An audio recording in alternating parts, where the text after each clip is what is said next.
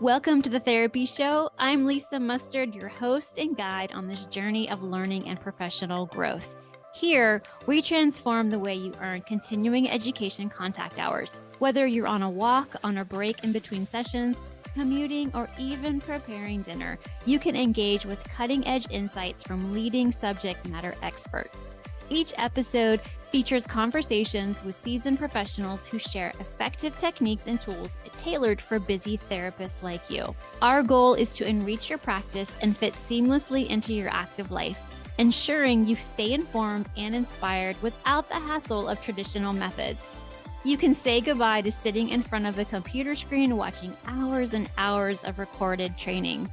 Instead, we make continuing education as easy and accessible as your favorite podcast.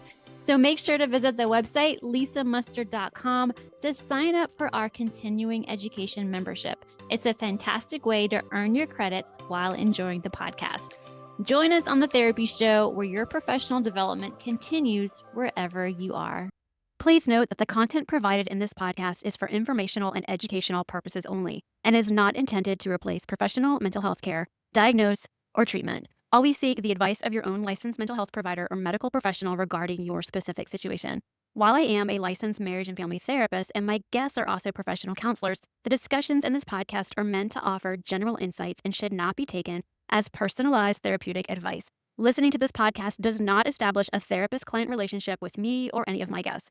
If you are experiencing a mental health crisis or have thoughts of harming yourself or others, please contact a mental health professional, call 911, or go to the nearest emergency room immediately. You can also reach out to a crisis hotline such as the Suicide and Crisis Lifeline at 988 in the United States for immediate support. Every individual's journey is unique, and what works for one person may not be suitable for another, so please use discretion and seek appropriate care as needed. Well, hey friends, welcome back to another episode of The Therapy Show. I'm your host, Lisa Mustard, and this week's episode is a pod course, which means that it does qualify for continuing education. All the information on how to receive the continuing education credit will be listed on the website, but if you do want that continuing education contact hour, head over to my website. I'll put the link in the show notes. But welcome back to the podcast, Dr. Johan D'Souza. It's great to have you here. Thanks. It's good to be here. I always enjoy talking with you, Lisa. Yeah, I enjoy talking with you as well. I'm so grateful for your last episode, another pod course all about OCD and ERP. So I will put the link to that one in the show notes as well, y'all, for another continuing education amazing hour with Dr. D'Souza. For our listeners that are new to you, can you share just a little bit about who you are, what you do, and how you help people? Sure. I'm a clinical psychologist. I got my PhD from University of Houston in anxiety and well-being. So I did research in hope, optimism, self-efficacy, some measures of human flourishing. And my specialty now is obsessive compulsive disorder. I did my pre-doctoral internship at Baylor College of Medicine in Houston on OCD. I did a postdoctoral fellowship on OCD at a private practice, and now I have my own practice, Values First Therapy, where I offer modern psychology with traditional family values. So that's dignity of human life, created male and female, and the beauty of chaste love. Those values don't always come up in my treatment, but when they do, I always respect them. I love working with young people, motivated, smart people who are suffering from OCD or anxiety or distraction, which is related to the topic for today. Do you only work with people in Texas, or do you work with people outside of Texas? I have reciprocal licensure in about 40 states through PsyPact. That's PSYPACT. You can look up the map. So most states I'm able to see people, of course, in person in Texas. One of my things I like doing on the side is chatting with virtuous leaders like yourself.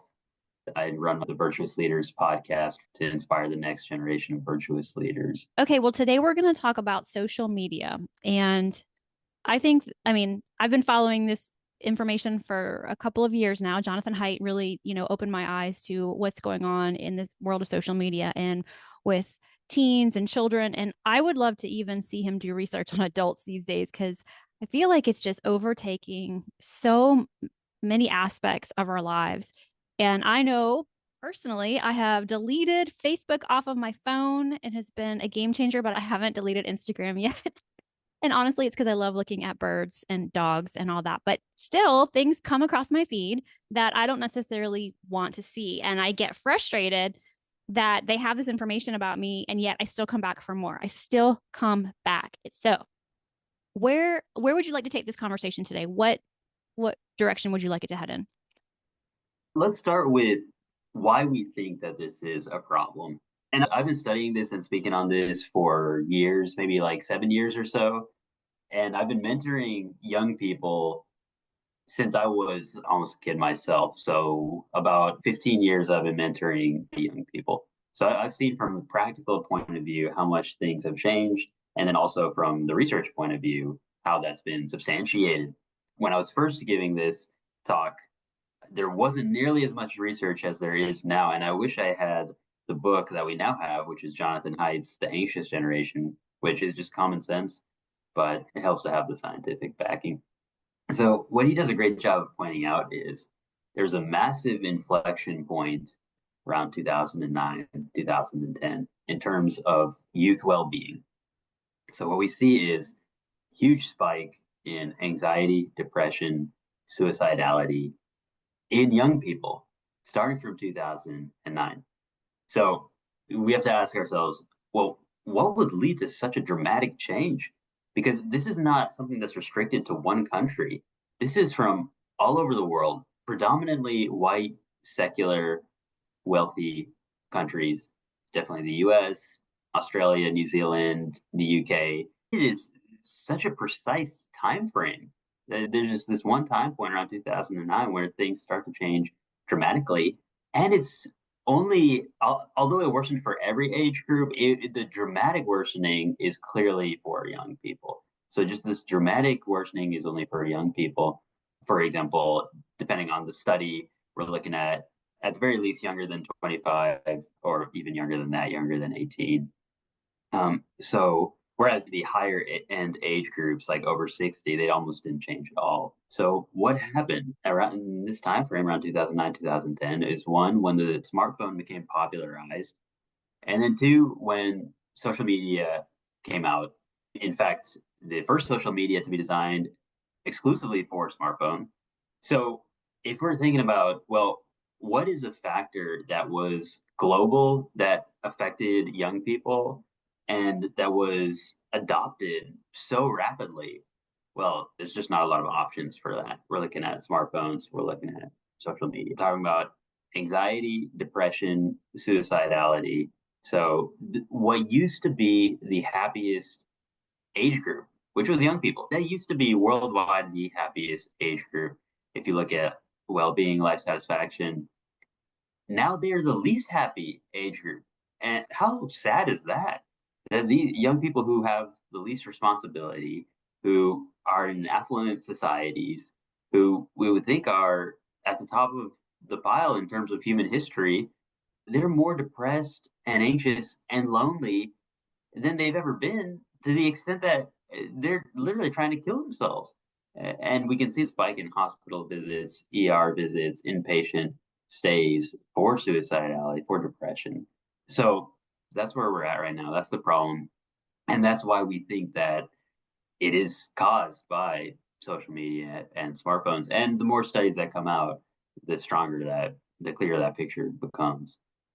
Exactly. Do you feel as though this is something that as therapists in our field that we know about or that we work? I mean, from your experience, I guess, I don't feel like we talk about it enough in our field at continuing education events, but maybe I'm in my own bubble. So, first of all, because there is this age gap in adoption, implementation, and impact of these technologies, there's definitely less of an understanding of the harms of it the older you get. So therapists are going to be older than the teens that they're working with.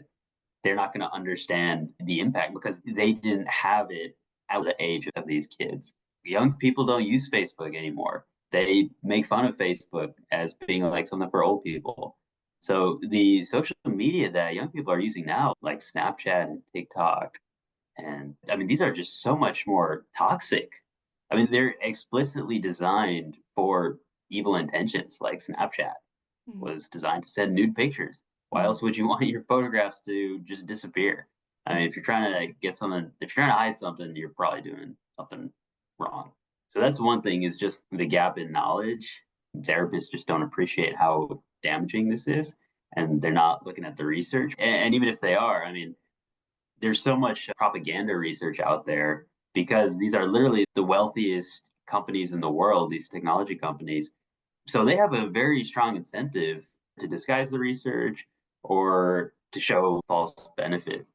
It's really hard to know what's going on unless you're very thorough in Mm. doing the research. If you just look at the popularization of the message, you're going to hear people talking about the benefits of technology in school, which is absurd. But then if you look at, let's compare the schools where technologies have been adopted to those that haven't, there's a night and day difference. There's a school system in Australia that studied that very effectively. So that's one part of it, that communication gap. But I think the other part is the reality is these tools are, I think, inherently addictive. I mean, they've been explicitly designed to be addictive using like slot machine technologies in terms of how the rewards are distributed on a random basis and just making the colors and sounds and movements very attractive with the supernormal stimuli. The other reality is if we're using these technologies, which we almost certainly are, we're addicted ourselves. So if we're addicted, how are we going to help someone else? Mm. But it's a little bit of a catch 22 there.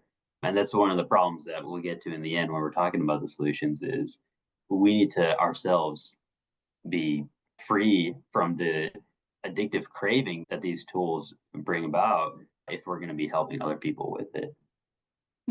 Yeah, no, I agree. I agree. I have lots of thoughts. I'm just thinking of, I know you're not on Facebook, but I'm on Facebook and I use it. I mainly use it, because I want to keep up with friends from back home. And then I join these therapist groups because we think we're getting into these groups to support and benefit each other. And I think most of the time it is that case. But when you come into a group and you're a therapist and you express your opinion that might be different than I don't know, somebody else in the group, and they start attacking you almost for having a different belief, I'm wondering, what are we doing to our profession? I mean, that's a whole other podcast episode. If I hop on Facebook as a therapist for 10 minutes in between a session just to kind of like quote unquote de stress and, all the things that we say that these things do for us. But then I go into a Facebook group for therapists and I see an outrage post. I call it outrage porn.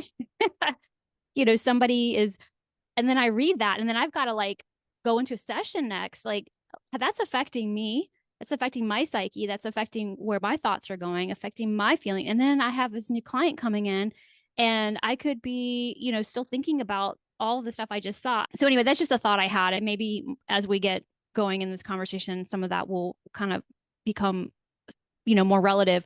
But I just wanted to put that out. Let me address that Yeah. while we're on the topic, because I Yeah. think that does bring up a really good point. One Mm-hmm. is it's easy to see going to social media as a form of rest, but I would just encourage people to reflect on it. Do we find it really restful? Do we really experience it as rest? And if our work involves using a screen, which for most people in the modern age in developed countries, it probably does, then it's probably not going to be the most restful to look on a screen at during a break. Now, you're doing therapy work, so maybe your work doesn't predominantly involve looking at a screen. But then the other thing is just what the effect it has on the emotions. One is there's the social evaluation component, which is inherently stressful, right? So that's probably not the most restful thing during a break. And related to that, what Haidt talks about as a danger of social media is the one to many communication versus the one to one communication. Human communication naturally is one to one. If you're thinking about, especially as children are learning to socialize, you have one child talking to another child, that there's no natural environment in which one child is going to be talking to 1,000 children at the same time or being evaluated by 1,000 children at the same time. But that's exactly the circumstance in which social media puts these children, which is what is so socially stressful for them.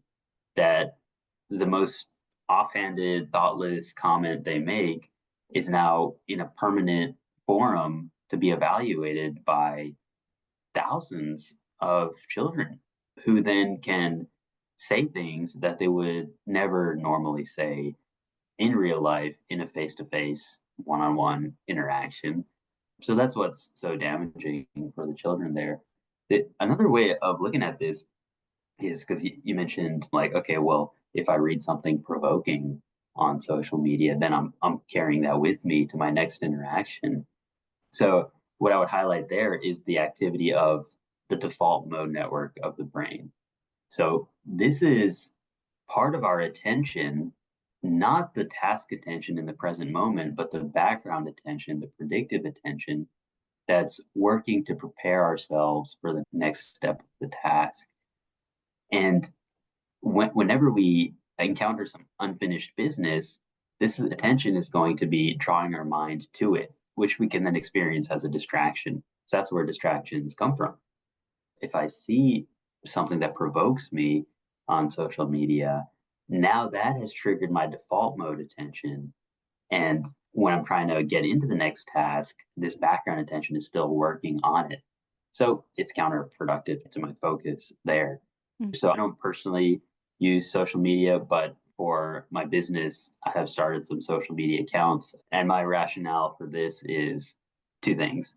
One, I'm hoping to drown evil in an abundance of good by putting out good content. Two, my goal would be that my content helps people get out of social media. For example, I made a LinkedIn post not too long ago that said, if you're reading this right now, you're probably wasting your time. One of my friends who I ran into months after that said, hey, I saw that post and I stopped using LinkedIn. I haven't used LinkedIn since I read your post. And that made me so happy to hear. And who knows, maybe with more knowledge, I'll realize, you know what, I should just do like Aaron Lechner and just totally get rid of even my business social media. I might make that decision. But for now, I'm just trying to use it to be able to help people practice digital temperance ultimately. So, anyways, I had interrupted your prior thoughts. No, those really great examples. And it's funny because the second one you were talking about, if we get distracted, our default mode network, is that what you? Yeah, that's right. So I think that can go in so many different directions. If I get on Instagram, I get a news clip or I get a reel about news. So it just goes on and on because nowadays there's so much information out there. Anything can be a distraction, really. If you've already thinking about it and then you see a news clip and then you're even more thinking about it, and then it's just like this spiral. It's for us 24/7. I mean, we can get this anytime. It's too much for our brains to handle, but it's here, like you said, and we have to figure out how are we going to use it for the good because it's not going anywhere. So how do we put restrictions around it for ourselves? How do we just use it for good? So I really appreciate what you shared. I don't have Snapchat. I don't have TikTok. I really don't want to get on Facebook anymore, but Instagram is my one, I guess, because it's the one thing I have left. My drug of choice, I guess. Okay, well that's really helpful. I think that kind of helps set the stage for, more of this conversation. So what are the 4 harmful effects of excessive screen time use? Sure. So the question we have to ask now that we see that, okay, very clearly there's a huge rise in anxiety, depression, suicidality. You can see the graphs if you go to the anxious generation and go to research. He has these beautiful graphs. Like these rates have more than doubled in the last 15 years now. And they've increased even more since COVID. So then you have to ask, like, what are the factors leading to this? Why is it that smartphones and social media cause this?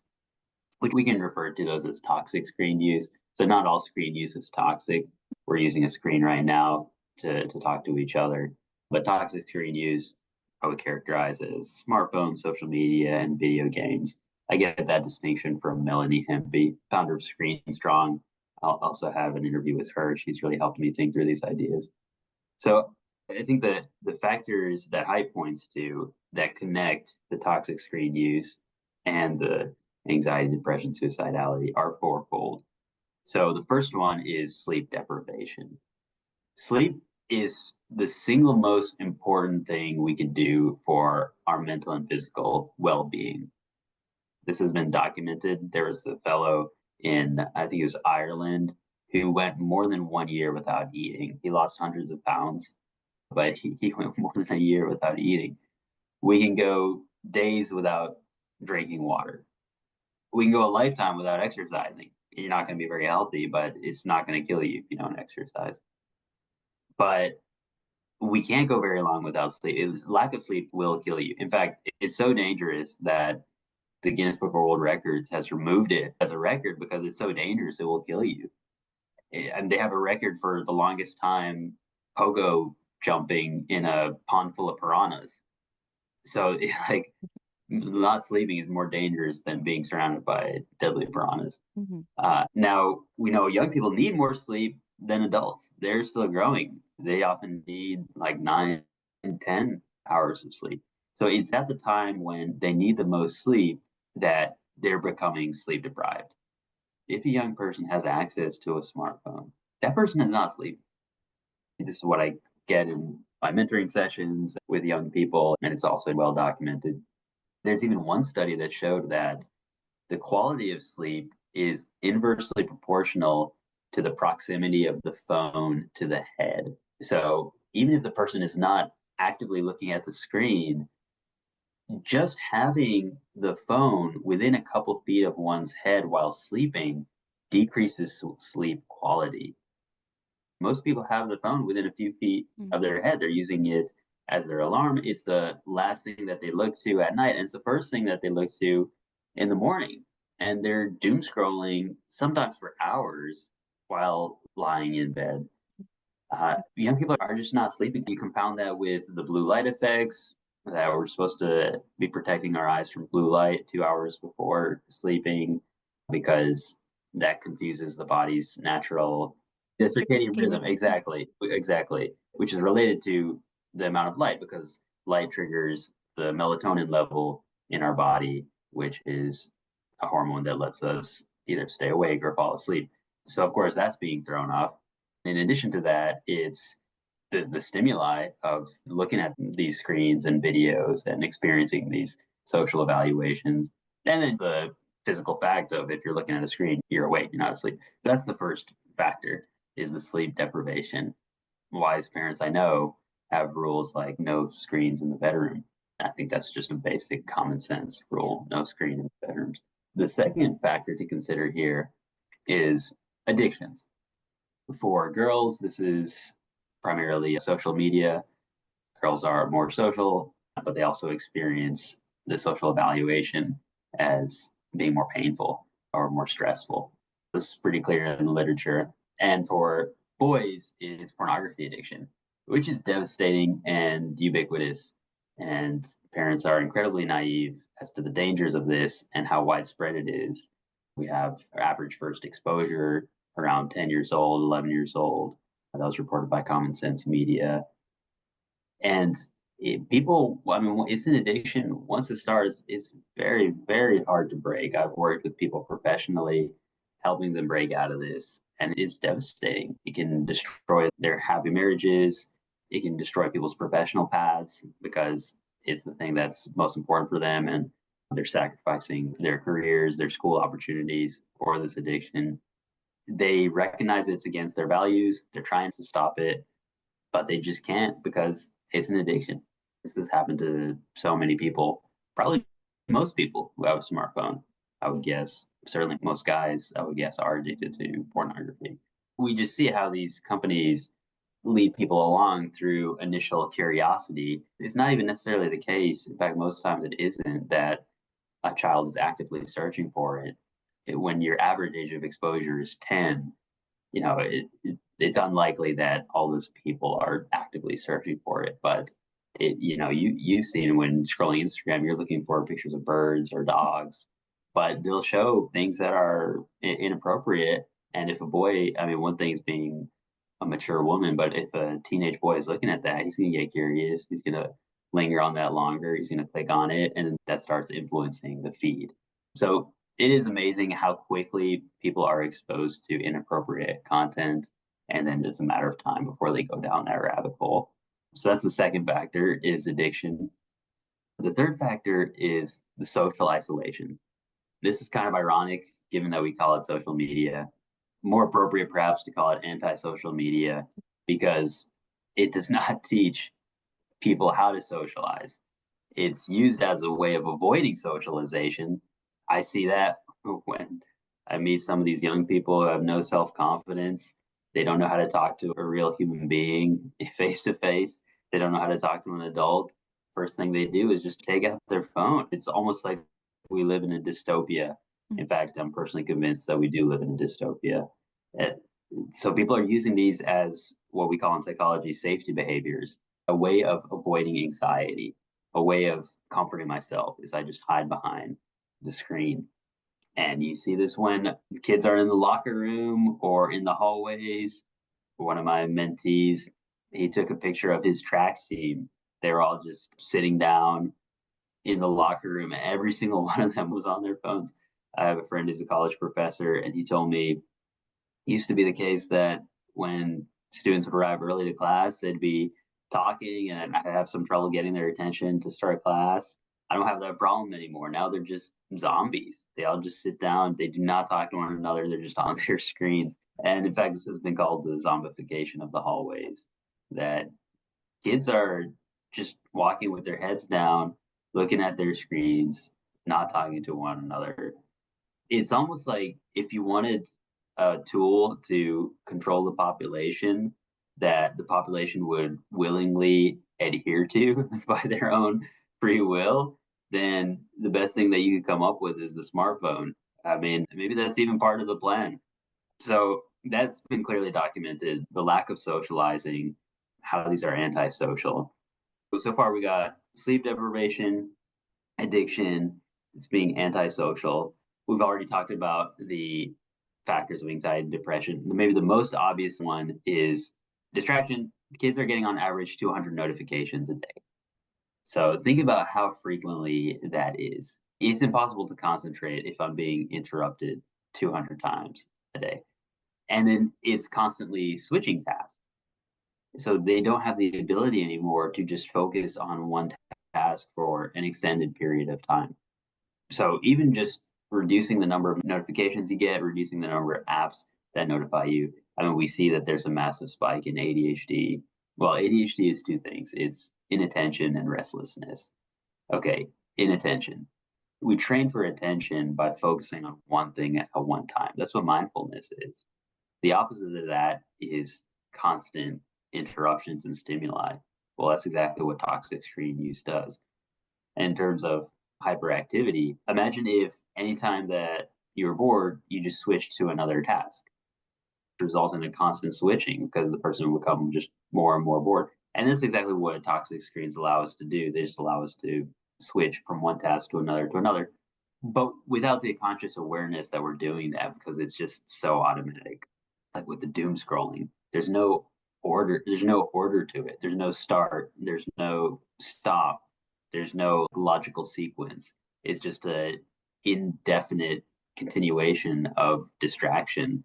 And I can think of anything that's more harmful to the most valuable professional skill we have, which is the ability to pay attention to one thing at one time. So what Cal Newport points out in his books. So those are the four factors. Okay. My brain is processing all of this.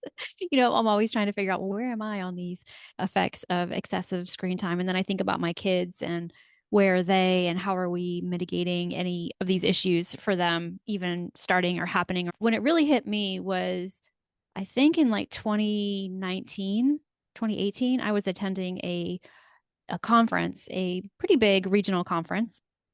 And I sat down and I was just finally in the room and it was like hundreds of people in there. And I looked around the conference and you could see the different generations and what they were doing. Have I already told you this story? No, no, Okay. this is fascinating. Please Yeah. tell me. So I looked around the room and then I called this group, probably the baby boomers, I call them the master therapists, like the old guard.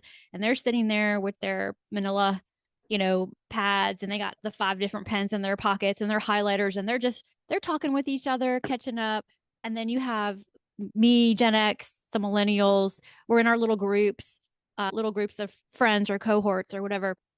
And some of us have our phones out, but we're talking to each other. We're engaging with each other. We're talking. And then the other third were the group of maybe the one or two therapists. Maybe they came there together that day. They were millennial, below, and they were just on their phones. and they were glued to their phones. And I remember it hitting me just then, like, wow, look at all the generations that are in this field and how we're all connecting with each other. It's so different. And I think that's when it hit me like, we're never going back. We can't go back. We have to have a new way forward.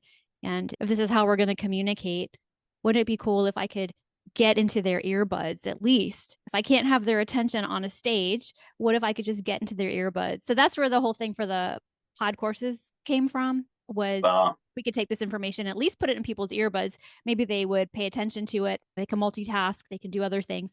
But anyway, those were the things that really stood out to me at that conference, and I can't not see it anymore. thank you for sharing that. That's an interesting study right there. That was just showing up at a conference. And, I have a junior in high school and an eighth grader, and the middle school, you can't take your phone out at all. Supposedly they're doing that at the high schools too. I think it's a little more loose at the high school, depending on the teacher, because they definitely can receive a text from my junior in high school every now and then. And I'm like, what are you doing on your phone? You're not supposed to be on your phone. But here in South Carolina, we do have that rule where they can't use their phones. And I think That's it's it. Well, a that's good really thing. encouraging. Yeah, I'm impressed to hear that. So that's statewide, including in public schools. Is that right? Public schools, yes. I'm guessing I don't know about private schools, but the state schools here. And usually the private schools kind of go along with stuff Excellent. like that. Yeah, I would hope that they would be at least as stringent as the public Yeah, schools. definitely. Okay. All right. So how do we solve this problem? What do we do? Where do we go? Yeah, great question. There's a lot of different proposals here. I've proposed many different things in my years, and the more I've understood this, the more I've talked to parents about this, the more I've seen the effects, the more strict my own personal proposals have been, which is why I'm pretty pleased with Dr. Height's approach. Because keep in mind, he's a secular, I think, atheist, actually. So he's just going based off of the research here. So it's really refreshing to see someone who takes this so seriously. One thing that he points out is these are massive, widespread changes, and they're going to require widespread solutions. First of all, going off what we talked about, no screens in schools, no phones in schools. So the best thing, and this has been studied, there's a few different options here. The one option is one-to-one device. So like every child has their own device, and that's actually pretty common, unfortunately. The other option is don't have your device with you during class time, but you can use it in between class and after school, before school, that sort of thing, in the lunchroom. And then the third option is just no screens at school at all. So there's a large difference between each of these categories. So from one-to-one device to no devices in the classroom, there's a big difference in how much kids pay attention. Studies show that if a child is working on a device in a typical hour, they're doing about 20 minutes worth of actual work. So that's devastating. That means if a child has a device, then you take the amount of school time they have and divide it by 3, and that's the amount of actual school time they have. So actually, they would be more effective if they're going to school 180 days of the year. It would be more effective to just go to school for 60 days without any devices at all, and then just take the rest of the time as vacation. There's a huge difference between having devices and not having devices in the classroom. And there's also a huge difference between not having devices in the classroom and not having devices in school at all. The main difference there is going to be in terms of the social well being, the social development, which is such an important part of this stage of life. And hopefully, one of the functions of school is social development. I mean, we're forming our citizens for the future, we're forming these, hopefully, the happiness of these children. And if they have their screens available, they're not going to be socializing. So if you want kids to be having real conversations in the lunchroom, if you want them to be talking to each other in the hallways, if you want them to be communicating while they're doing their extracurriculars, then we got to remove the screens. So removing the screens from schools, that's huge. There's a few different organizations that educate parents and school administrators on this. One is called the Phone Free School Movement. So what's great about that is they provide free resources, fact sheets to parents about the importance of this. And they give parents like email templates, letters, that sort of thing that they can send to their school administrators, including research studies to cite, et cetera, success stories, in order to put the pressure on the schools to remove the screens. So that's something I would encourage every parent who's listening to this to look into. It's in your hands as the parents. Y'all are the primary educators of your children. The school should be listening to y'all. Put the pressure on the schools. Go through the resources. Like, also has resources that you can use to send to your school. So that's the first thing. The other thing is, it would be great to have restrictions, even legal restrictions, on social media access. It's devastating for childhood. It's not something that children should even be able to consent to. Kind of like cigarette. I mean, it's much worse than cigarette use for kids. So even just having legal restrictions on social media access. Now, that's something that we have less control over. It's just such an important topic that I hope all parents see this worth political influence or worth voting on. If your children are important to you, if legislators are supposed to be doing what's good for our society and what's good for our children, let's prioritize this thing that we know has such a big impact. Now, in terms of what families can do for their own individual family, I think there's three things to consider here. I used to think that this issue was just a matter of ignorance, that parents didn't know what the solution was. And once they found out the solution, they would implement that solution. But I've come to realize that unfortunately, it's not that simple. So, what are really the three factors that I think are holding parents back? One is maternal anxiety. So, maternal anxiety means moms are more anxious about what their kids are doing. This is like a typical helicopter mom who wants to know exactly what the child is doing at all times. There's this overemphasis on physical safety, and there's an underemphasis on digital safety. We live at one of the safest times in civilization now. There's very little risk relatively that a child is going to be harmed physically. A child would have to live until the age of 700,000 years in order to get kidnapped. It's more likely to be struck by lightning to get kidnapped than to get kidnapped. It's more likely to be born as a conjoined twin, like a Siamese twin, than it is to be kidnapped. I've never met a Siamese twin. I, I mean, I don't know how many people you know have been struck by lightning. It's pretty rare. Mm. Yet, parents have this irrational fear that someone's going to come up and snatch their kids. Maybe it's because of the news cycle. Maybe it's because that's what gets media attention. I think a lot of it is just the fact that moms don't have a healthy relationship with their own emotion in our society.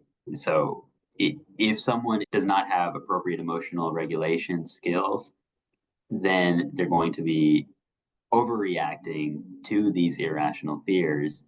And they're going to be, the way they act out on that is to be excessively watchful for their kids' physical safety, which is why Haidt also recommends free play, just unstructured free play for children, just letting them, not being overseen by adults, just letting them go out, being with other kids without screens, and just doing what kids from all generations have always done, just wrestling, playing tag, playing in the dirt, getting a bruised knee, getting a scraped up knee, and then coming home when it's dark outside. That's so healthy for kids. And that takes a degree of like maternal self-control. So I think the flip side of the maternal anxiety is resilient matriarchs. So really building the child's self-confidence.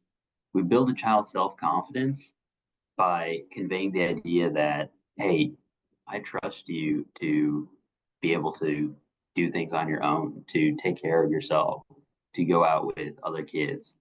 And if I constantly watching you, what I'm telling you is I don't actually believe in you. I don't believe that you're capable. And that's terrible for a child's sense of self-efficacy, the idea that the child can do what he puts his mind to. And the flip side of the overemphasis on physical safety is parents don't realize how harmful the digital environment is. That, okay, your child has a phone with him, so you can track his location at all times, but you don't know whether 35-year-old man is sending nude pictures to your daughter, which is extremely common. You don't know whether your daughter's peer is asking for a nude picture, and your daughter perhaps has already sent it, and that could have devastating consequences for her career, not to mention just the moral impact. So let's be aware both of the digital dangers and also not exaggerate the physical dangers. So that, I think that's one reason why, that's one challenge, and also one solution is just these resilient matriarchs who are the backbone of civilization. The second then is weak dads. So what I've seen when I give these talks, when I speak to parents in my private practice, when I talk about how talk to screen use leads to anxiety and my recommendation not to have screens, what I invariably see is this is what almost always happens. The mom looks immediately starts to look anxious and is saying like, yeah, that's true, but it's so difficult to do, and I don't know how my child will react to it. And then the dad says, yeah, exactly. It's exactly what I've been saying. So we have these weak, emasculated men with no authority, and they're just trying to be nice guys. I think I don't know why they're such pushovers, frankly. I think part of it is our culture has just like stripped men of their role in society. But we need to bring back the the strong father that does what is good for his family, even when it's difficult. And rather than just caving to children's whims, we're in a situation right now where the prisoners are running the penitentiary. It's so absurd. And I don't know how parents can have any self respect when they witness this. Maybe they just don't have self respect. Maybe that's part of the problem. But the children are controlling what their parents do through just whining. And it's not even peer pressure because they're not peers, but the parents act like they're peers. But the children are pressuring their parents into giving them whatever they desire, i.e., the smartphones and social media. And I want to just send a message to parents that listen, God gave you this authority as parents to take care of your kids, to raise your kids. No one else has that authority. Your kids don't have that authority. Your parents, i.e., your kids' grandparents, don't have that authority. Well, the reason I say that is okay, grandparent gives a child a smartphone for Christmas. I don't care. That smartphone is not getting into the hands of the child. The government doesn't have that authority. Social media doesn't have that authority. Only you as parents have that authority. So use that authority, follow your instincts, follow your common sense. If everyone else is doing it, it's probably a sign that you should be doing the opposite. Do what you know is best for your kids, and they will thank you for it. Your kids will thank you when they are mature grown ups, free from the slavery to these addictions, and they will curse you if they grow up as porn addicts and as failure to launch boys who don't have careers and don't have families, or as depressed women who are still addicted to social media and are unhappy and have had several suicide attempts. Uh, they will curse you for that because you are the parents, and kids do not have experience. They do not have maturity. They do not have good judgment. Brain doesn't even fully develop until they're 25. I don't blame the kids. I was a kid once. You were a kid once. We don't. I mean, kids they don't have developed brains. They don't have good judgment. They don't have experience of the world. So I want to put the power in the hands of the parents to really do what's right here. The other thing that really does help, it is very hard to do this when you're the only one. I totally get that. That's why it's going to be helpful to have strong communities, supportive communities. If the parents themselves are experiencing social isolation, it's difficult. I still think it's worth it to stand strong. That's the mark of a great person, is to stand strong in adversity, even if you're the only one. Those are the people that we admire throughout history. But it's, of course, easier when you have a supportive community behind you. So this is where Erin Lechner, the opt-out movement, she has a great little resource called, I think it's called what is it called? It's like opt-out families or something like that. But anyways, she just walks you through how to get together a group of families who are all on board with limited technology, and you're just doing positive activities together. You're doing family picnics, you have an open door policy in your house where any kid in the neighborhood can just walk in the door at any time, and there's snacks in the pantry. So just make your house the place to go to for kids to hang out without screens. Mm. So it maybe introduces a little messiness in life. Yeah, it's a lot easier to just stick a screen in front of a kid and then be able to do whatever I need to do. But yeah, it's easier, but that's not going to have the best long-term impact. So forming that supportive community. My personal recommendation from a lot of experience and looking at the research is simple. Never get your kid a smartphone. So I've thought that for some time, and Melanie Hempy, founder of Screen Strong, she articulated this as well. And it just struck me so powerfully when she said, hey, parents make it hard on themselves by opening the door.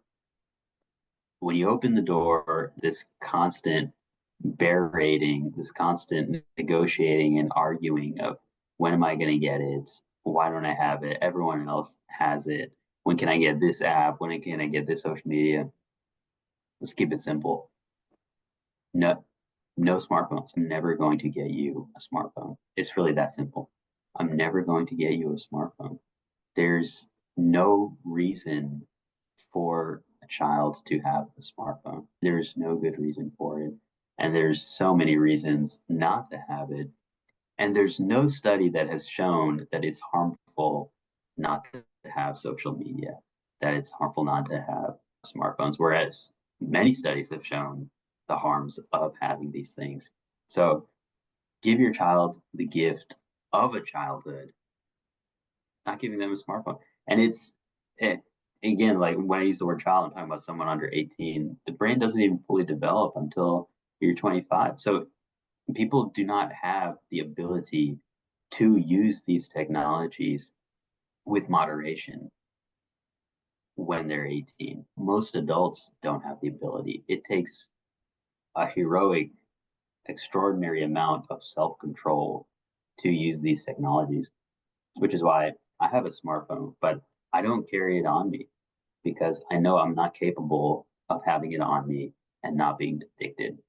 So I don't carry it on me. It's not in my pocket right now.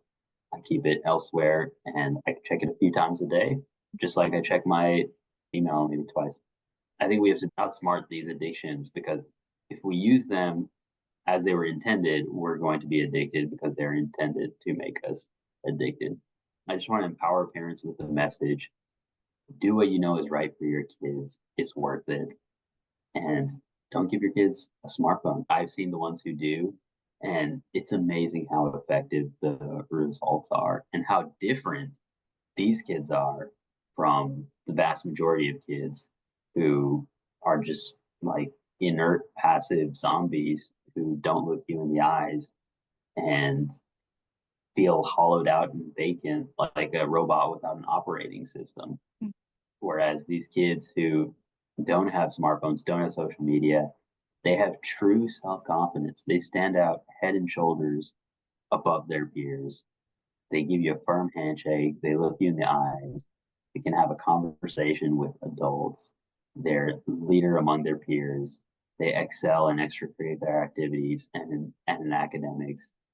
And if they choose when they're adults to get a smartphone, I'm much more confident that they will be able to use it well, because they've developed these skills of self-control, which are undermined by the use of technologies. Parents say, well, I need to train them to use it well. You're not going to be able to train them to use it well because you're not always monitoring them. And if you are always monitoring them, that's weird, first of all. Second of all, how are you doing your other tasks in life? You're always monitoring your kids. Third of all, it's not even going to work. They're still going to get into bad things. And fourth, they don't learn self control by having a smartphone in their hands. Self control is something you need to develop without the smartphone because the smartphone is not going to do anything but undermine it. So I would say if you want to teach your child self control, look at what does their backpack look like? What does their locker look like? What does their room look like? Are there things organized? Do they do their own laundry? Do they prepare their own meals? Do they prepare meals for the family? Do they get up on time? Do they get up by themselves without you having to wake them up? Do they follow a schedule? Do they do what they say they're going to do? Do they do chores around the house? Do they take care of other people like siblings rather than just themselves and oftentimes not even themselves? Are they able to be punctual and be where they're supposed to be at the right time? Do they procrastinate? Do they stay up late? Do they complete things? These are all ways of demonstrating self control. And these are the places where we should be helping young people. If they're not able to demonstrate self control in those areas, there's no way that they can do it with a smartphone. And the smartphone is just going to degrade what little self control that they already have. I'm happy to talk further about these topics, but I hope parents have realized how serious this is and are willing to entertain another viewpoint.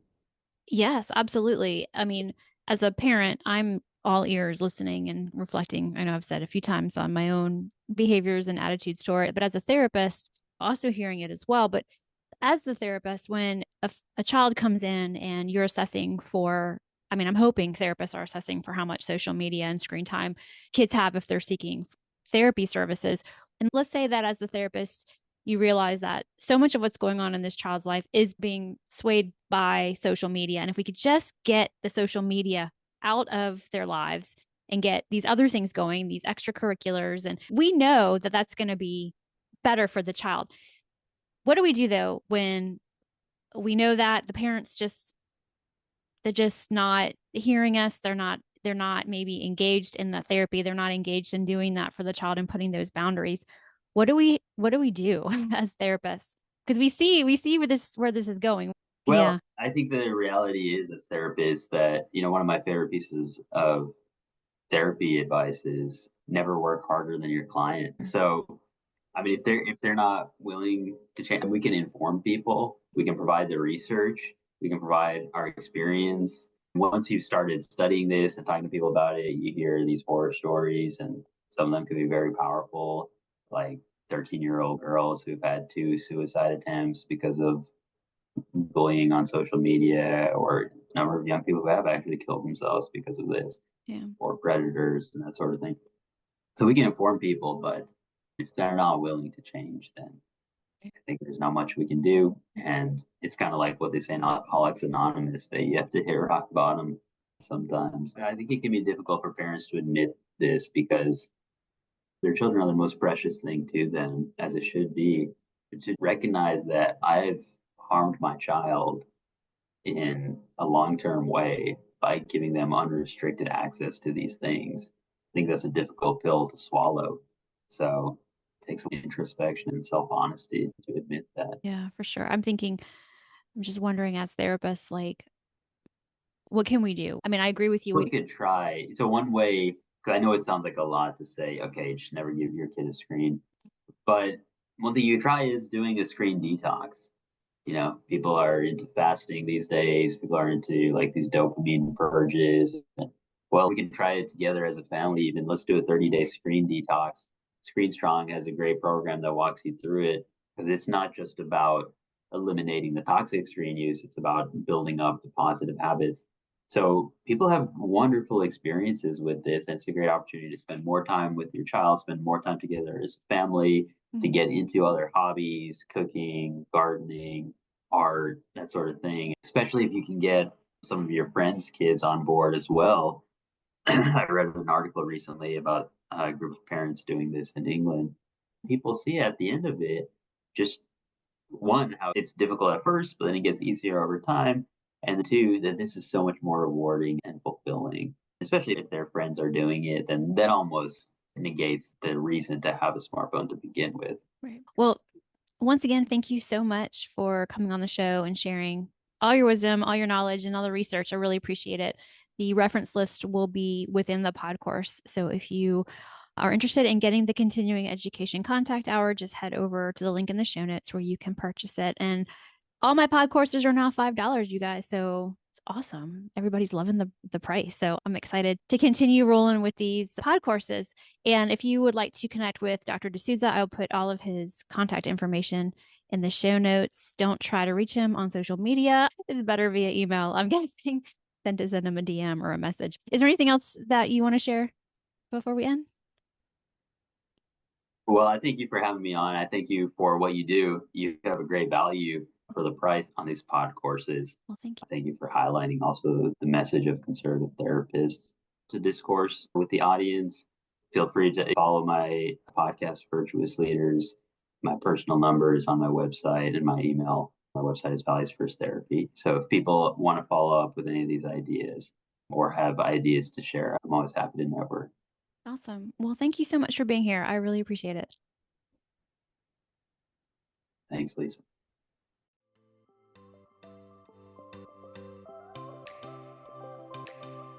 Please note that the therapy show with Lisa Mustard is for informational and entertainment purposes only, and not a substitute for professional medical or mental health advice.